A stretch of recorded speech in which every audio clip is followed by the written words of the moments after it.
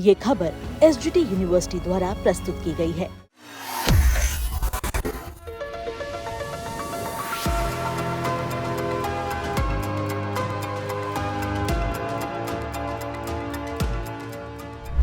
Modi Melanie की दोस्ती ने कैसे पलटा खेल?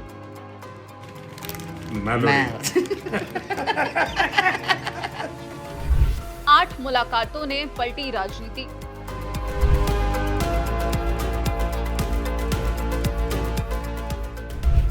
ट्रंप चिनपिंग सब हैरान।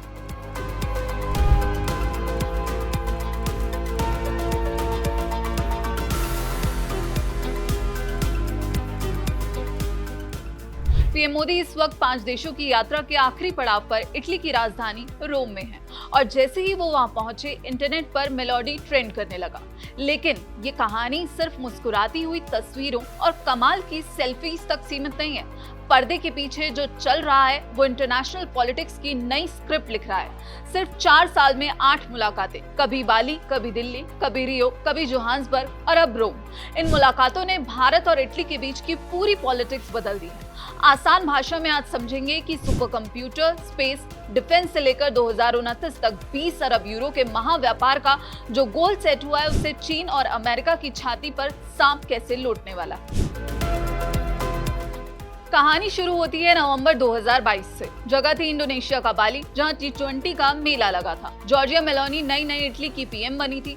दोनों नेताओं की पहली मुलाकात हुई। लगा कि औपचारिक हाय बाय होगा, लेकिन नहीं, वहीं तय हो गया कि दोनों देश अब नए दौर की शुरुआत करेंगे। ग्रीन एनर्जी और हाइड्रोजन पर बात बन गई। इसके बाद मार्च 2023 में मेलानी दिल्ली आई, रायसीना डायलॉग में चीफ गेस्ट बनकर। यहीं पर भारत इटली के रिश्तों को स्ट्रैटेजिक पार्टनरशिप यानी कि विशेष रणनीतिक साझेदारी का टैग मिला। डिफेंस डील हुई, आतंकवाद पर बात हुई और ये कहा गया कि इटली की डिफेंस कंपनियां भारत में आकर हथियार बनाएंगी। इसके बाद सितंबर 2023 में दिल्ली G20, जून 2024 में इटली का G7, नवंबर 2024 में ब्राजील का रियो और नवंबर 2025 में जोहान्सबर्ग। यानी दोनों नेता जहां मिलते हैं गेम चेंज कर देते हैं। चीन को तगड़ा झटका, BRI का पत्ता साफ। अब आप ये सोच रहे होंगे कि इटली अचानक भारत पर इतना मेहरबान क्यों हो रहा है। इसके पीछे एक क्रोनोलॉजी है। साल 2019 में इटली इकलौता बड़ा पश्चिमी देश था जिसने चीन के महत्वाकांक्षी project BRI belt and road initiative पर दस्तखत किए थे।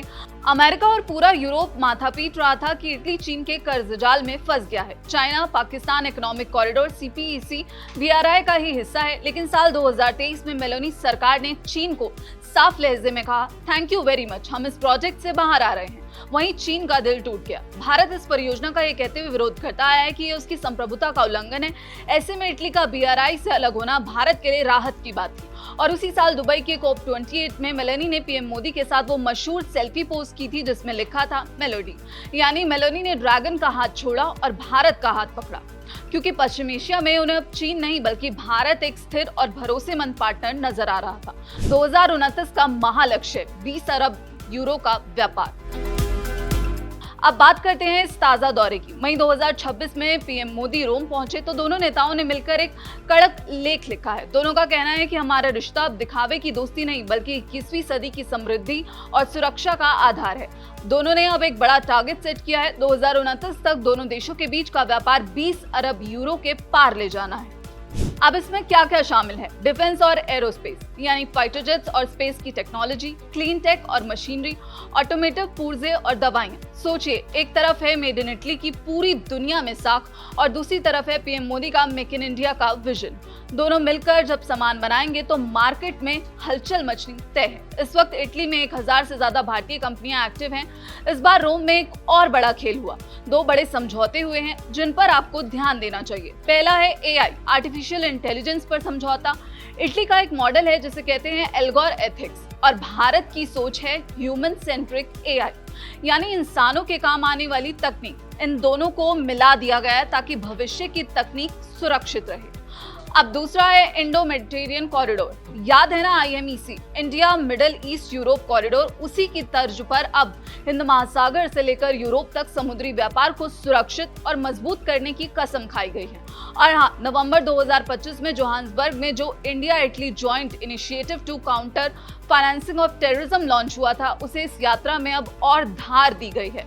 दिल्ली में हुए आतंकी हमले के बाद मेलानी ने भारत का खुलकर साथ दिया था। अब दोनों देश मिलकर आतंकियों की funding, cross border money laundering और साइबर क्राइम की कमर तोड़ने में जुट गए हैं। भारत और इटली की ये जो जुगलबंदी है, ये सिर्फ दो प्रधानमंत्रियों की अच्छी ट्यूनिंग नहीं है, ये बदलती हुई वैश्विक राजनीति का वो नया पन्ना है जहां भारत यूरोप के दिल में अपनी रणनीतिक पैंठ बना रहा है और यूरोप का एक अहम देश चीन को बाय बाय करके भारत के डिजिटल पब्लिक इंफ्रास्ट्रक्चर और इंटरनेशनल सोलर अलायंस का मुरीद हो रहा है। तस्वीरें अच्छी हैं, नीतियां और भी ठोस नजर आ रही हैं। अब ये देखना होगा कि 2029 तक ये 20 अरब यूरो का टारगेट दोनों देश कितनी जल्दी अचीव करते हैं। इस पूरे मामले पर और पीएम मोदी और मेलानी की इस कूटनीति पर आपकी क्या राय है, कमेंट बॉक्स में लिखकर जरूर बताइएगा। बाकी देश और दुनिया की तमाम खबरों के लिए आप देखते रहिए दैनिक जागरण। नमस्कार।